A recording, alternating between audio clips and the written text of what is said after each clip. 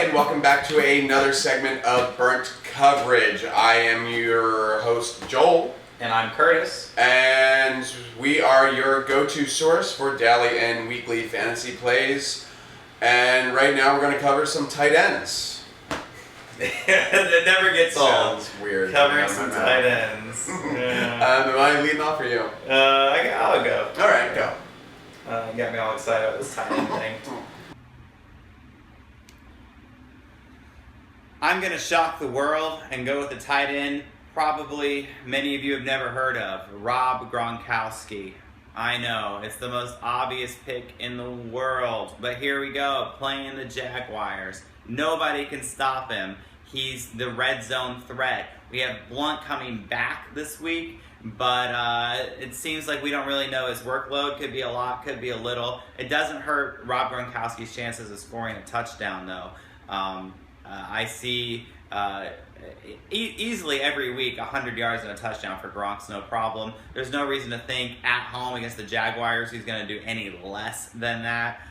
So even though he's expensive in DraftKings and FanDuel's, I feel like he's a fairly safe play. He's still rounding out a touch lower than most of your high-end number one receivers or top receivers, and he certainly performs as well as the top receivers do, save maybe Julio and Antonio Brown, but he's certainly right in that category as far as scoring. So I think Rob Gronkowski is a safe high-end pick this week against the Jaguars. So you're all in on Jacksonville's offense and Rob Gronkowski. So you're disputing my 60-0 prediction for New England. With 60-38. That's the highest scoring game. 38 points by the Jacksonville Jaguars will not happen. No. They will score 38 points in October. Well, all right. If I can't, it's so hard for me to keep. I'm not a Jaguars fan. I swear to you. We don't know that anymore. I question that. All right, moving on. All right, so tight ends. I'm going to go with Jared Cook. St. Louis Rams. We've already covered. They're playing the Pittsburgh Steelers this week. Jared Cook is averaging 5 catches a game this season. He also leads the Ram in targets, catches, and yards in both games this season. Pittsburgh, if this is your first segment watching, has given up the most fantasy points to tight ends this year. And if you are a defense that has given up touchdowns to Vernon Davis and Scott freaking Chandler, then I'm pretty sure that Jared Cook is good for at least one score in this game, going for the price of $5,400 on FanDuel and $2,800 on DraftKings. Yeah, Jared Cook. Every year, I think there's one or two games where he shines. Yeah. But this year it seems a little different. They're still struggling for wide receiver help in St. Louis. And their offensive line is not that great, so Foles still learning the offense, a couple dump offs. He's their best red zone target. I really like Jared Cook. He is the complete safety valve for Nick Foles at this point. I think in 2 or 3 weeks we'll be talking about a completely different player on the St. Louis Rams, but for now I think Jared Cook is a strong play. And if that player is who I think it is he available this week, Gurley? He's practicing. He's listed as questionable. Fisher has said that if he does play, he'll be on a limited snap count, but that could just be gamemanship. Who knows? I mean, with Gurley's skill set, if he has 5 carries, he could still get 100 yards. My next tight end is a real shot in the dark, but I have some evidence to back up that he might be worth it, and that's Brandon Myers for the Tampa Bay Buccaneers. Part of it is piggybacking on what? I can't pick any, I'm all Florida this week. Florida strong. I'm representing. No, but it's been Austin Safarian-Jenkins every week. Austin Safarian-Jenkins is crazy. First week was amazing, and then he got injured. He got injured last week. And now it's whoever plays in place of Austin Safarian-Jenkins. Thank you. And here's why. America's waiting. I like Brandon Myers because he's playing in place of Austin Safarian-Jenkins.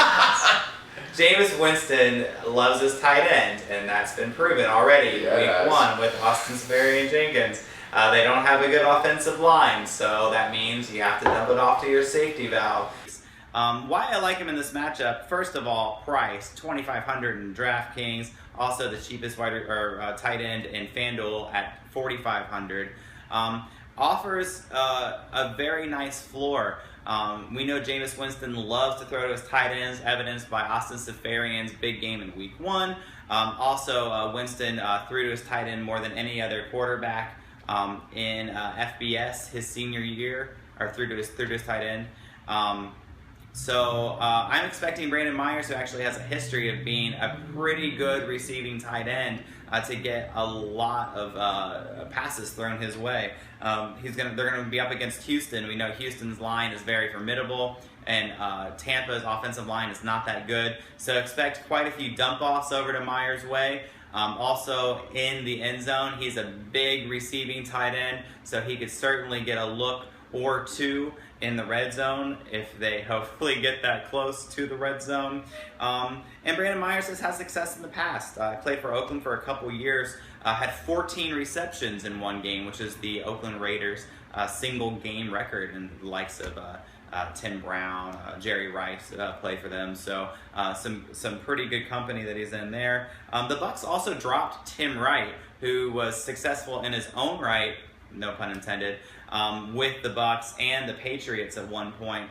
So they must think pretty highly of Brandon Myers. He's only 30. He's not that old. If you're thinking, that's that guy from a couple years ago, he's still not that old. I really think for the bottom barrel price, if you're trying to squeeze in other guys, Brandon Myers is a really safe way to go. But the one thing that Brandon Myers had for him when he had his 14 catches in Oakland, he had a quarterback throwing to him. Come on, Winston won. Winston didn't win. Winston did win. Rush for a touchdown. Thank you. The Bucs won. The Bucs won. The Bucs won. Rob Ryan lost. And if you're like my friend here and you don't really believe in the awesome skill set that is Jameis Winston, at least you can think you can throw it 5 yards to his tight end, and that might be the sort of thing happening if J.J. Watt's in your face all day. Well, full disclosure, I just came from work, and I'm just kidding here.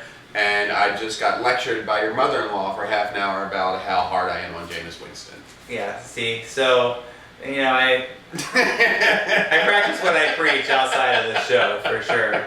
And brainwash my mother-in-law. All right, moving on. My next tight end, I'm going to go Kyle Rudolph, Minnesota Vikings. I've mentioned Kyle Rudolph on the show before. They are playing the San Diego Chargers. And like Jared Cook, Kyle Rudolph is leading the Vikings in targets and receptions, and San Diego Chargers have allowed tight end touchdowns to tight ends in both games this season. And in both games this season, the tight end was the leading receiver against the Chargers, that being Tyler Eifert and Eric Ebron of the Lions. Both are nice young players, but it's not like they're Gronk and Graham they were facing. You don't want to overthink this one. It's a great value with Rudolph at the price of $5,300 on FanDuel and $3,300 on DraftKings. I think that the Vikings lose this game, but I think it is one of the higher scoring games this week. And with the re-emergence of Adrian Peterson, I think that only helps Kyle Rudolph. Because I think the teams will be focusing on stopping AP like they should.